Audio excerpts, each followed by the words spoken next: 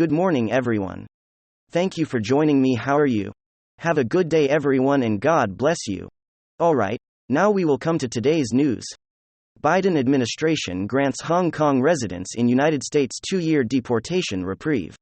The Biden administration on Thursday announced that Hong Kong residents in the United States are granted a 2-year reprieve from deportation, citing human rights concerns in communist-run China, which has control over the region. The Deferred Enforced Departure Program for Hong Kong residents, who would have normally been deported for overstaying their visas, was set to expire in less than 2 weeks. In this extension of the program, Joe Biden said it is in the quote foreign policy interest of the United States to defer most removals of Hong Kong residents to January 26, 2025. Some people will still be eligible for removal, such as those who are subject to extradition or determined to present a danger to public safety. China has quote undermined the employment of rights and freedoms in Hong Kong. Since imposing the national security law on the Special Administrative Region in June of 2020. The White House said the Chinese Communist Party has cracked down on dissent in Hong Kong, largely residents wanting more democratic freedoms by limiting freedom of the press and academia as well as arresting prominent critics. Vermont Supreme Court upholds measure that allows non-citizens to vote. Non-citizen residents may continue to vote in municipal elections in Vermont's capital city of Montpelier, the state Supreme Court ruled, stating that such voting in local elections does not violate the state's constitution. And its decision on an appeal, the higher court upheld a lower court ruling dismissing the claim, quote, the statute allowing non-citizens to vote in local Montpelier elections does not violate Chapter 2 Article 42. Because the constitutional provision does not apply to local elections, the Supreme Court wrote. In 2021, the Democrat-controlled Vermont legislature approved 2 separate bills to change the municipal charters of Montpelier, the most diverse community in the state, to allow legal residents who are not U.S. citizens to vote in local elections. Republican Governor Phil Scott vetoed the measures, but the legislature overrode his vetoes. The Republican National Committee filed lawsuits against the 2 Vermont cities, asking judges to declare non-citizen voting unconstitutional. And last those challenges. Federal law prohibits non-citizens from voting in federal elections, including races for president, vice president, Senate or House representatives. Montpelier is among more than a dozen communities in a handful of states, including New York City and a number of towns in Maryland, that allow non-citizens to vote in local elections. 7 states, including Ohio, have measures banning non-citizen voting in local elections, according to the group Americans for Citizen Voting. Senator Tom Cotton to block Biden's nominees over administration's classified documents stonewalling. Senator Tom Cotton this week promised to block the confirmation of Joe Biden's nominees in the Senate until the administration complies with congressional demands to disclose information regarding Biden's classified documents scandal.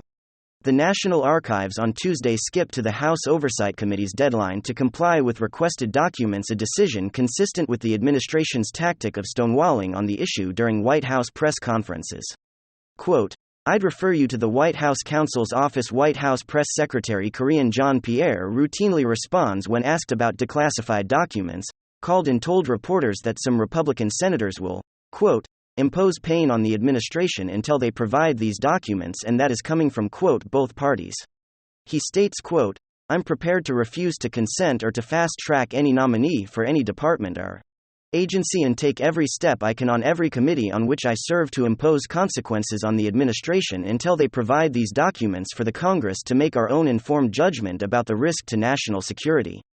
Cotton said. He continues, quote, Congress has an absolute right to every single document or item or photo or box or picture or map that was at President Trump's residence, Biden's residence and office, and for that matter, Pence's residence as well.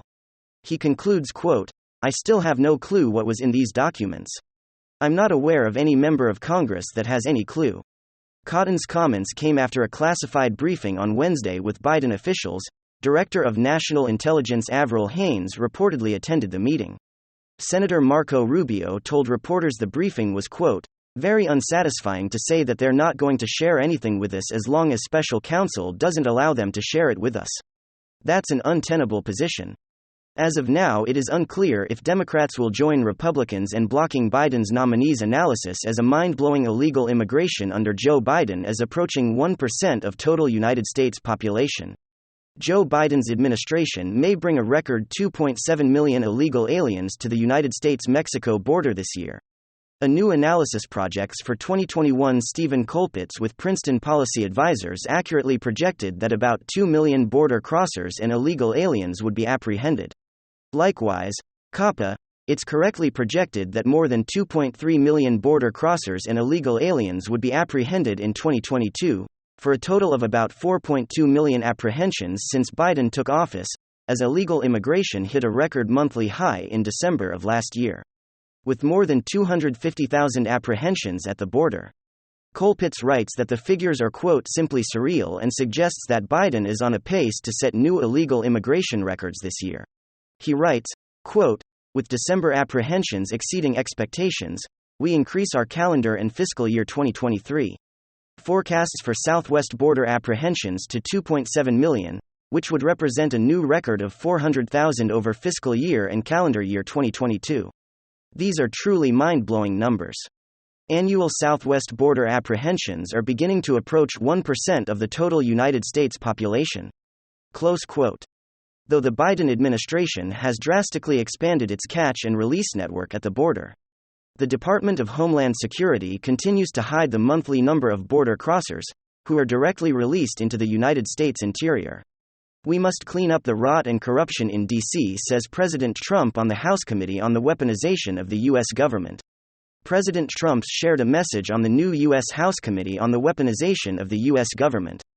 During his time in office, the mainstream media worked around the clock for the deep state in an attempt to remove President Trump from office. President Trump released a video on Truth Social about the committee created to look into the weaponization of the U.S. government against the American people. President Trump suggests the following topics be addressed. 1. Who on the Mueller witch hunt ordered dozens of cell phones to be wiped clean of all data to who on the Mueller team was in charge of leaking secret information and fake news to dishonest journalists. 3. Why did the FBI and CIA professionals go out and purchase professional liability insurance on the day the Steele dossier was first published? For have any us journalists been paid to spread fake information as the FBI did with Twitter? 5. The feds need to do a comprehensive review of the FISA database to determine all the individuals who were spied on illegally by illegal approvals. And 6. We should get a full report of Biden spying on Americans. Schiff launched his campaign for Feinstein's California Senate seat, setting up epic Democratic primary. California Representative Adam Schiff on Thursday launched his 2024 campaign for Senate, possibly setting up a Democratic primary challenge against incumbent Senator Dianne Feinstein. Quote, when a dangerous demagogue tried to undermine our democracy, I wasn't about to let him win, Schiff says in a voiceover, and his first ad campaign is videos of President Donald Trump play. Schiff, who has served in Congress since 2001, was one of the lead investigators in Trump's first impeachment inquiry and a lead impeachment manager for Trump's second impeachment. The 89-year-old Feinstein has not said whether she plans to run for re-election or not. Schiff may also face off in the primary against Democratic Representative Katie Porter, who launched her bid earlier this month. And then, all right, so I'm not tiptoeing around this, I'm not mincing my words. I'm not going to be careful not to offend particular Republicans. I absolutely friggin' hate Lindsey Graham. I mean, really, I despise the guy at this point. Call me a conspiracy theorist all you want, the guy is paid opposition. There is nothing genuine about this clown Lindsey Graham. He proves himself once again to be an absolute pro-Biden anti-GOP voters saboteur. Joe Biden is taking the heat that he deserves. And guess who comes flying in to Joe Biden's rescue? It's none other than Joe Biden's little Robin, GOP Senator Lindsey Graham. I don't have any more metaphors or points or any context to add in the intro. This guy's just the worst. And let me show you guys exactly what I mean by that as we continue to criticize and slam this rhino snake Lindsey Graham. We got some stuff to get into. So let's roll the tape. Alright, folks. So anybody who has been paying attention knows that Joe Biden's GarageGate classified document scandal is quite serious. Understanding all the revelations involving Hunter Biden, Jim Biden, their business dealings, the fact that Hunter Biden was actually living at the residence and paying rent, the total disregard for security, and even having a visitor log.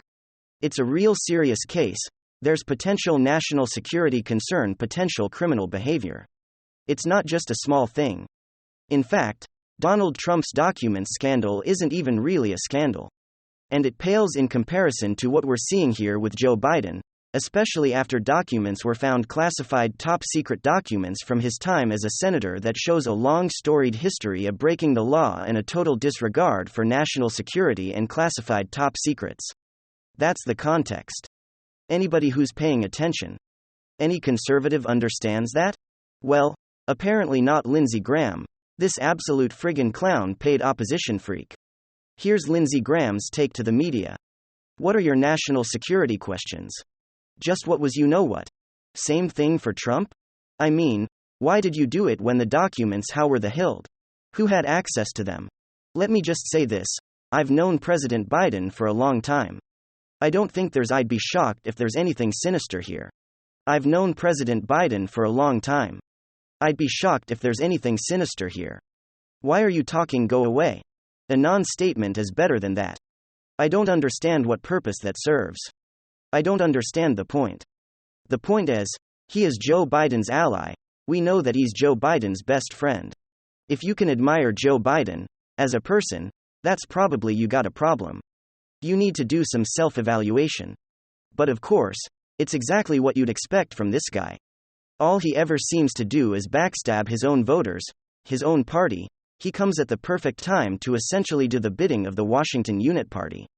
Joe Biden isn't a Democrat camouflaged as a Republican doing the bidding of the Democrat Party.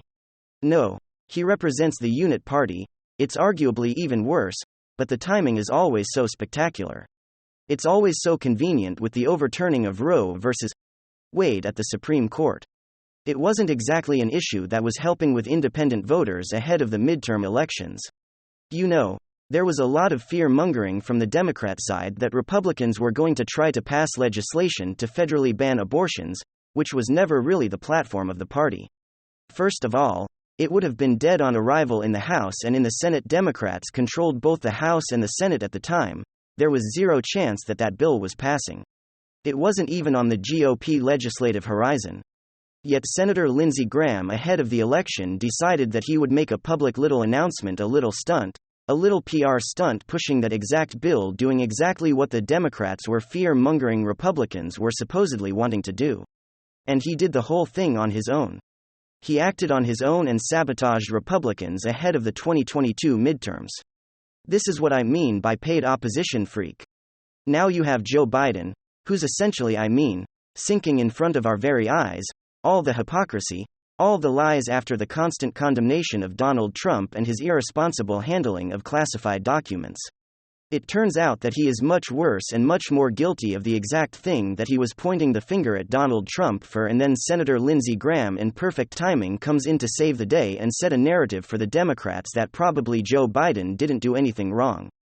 There's nothing sinister here despite all of the circumstantial compiled evidence suggesting that there is something very sinister, something criminal happening at the Biden residence and in the Biden family in general. The whole structure is sinister seeming from a collective evidence perspective, the totality, the macro-level view of what's going on with the Biden criminal syndicate. I cannot stand this guy.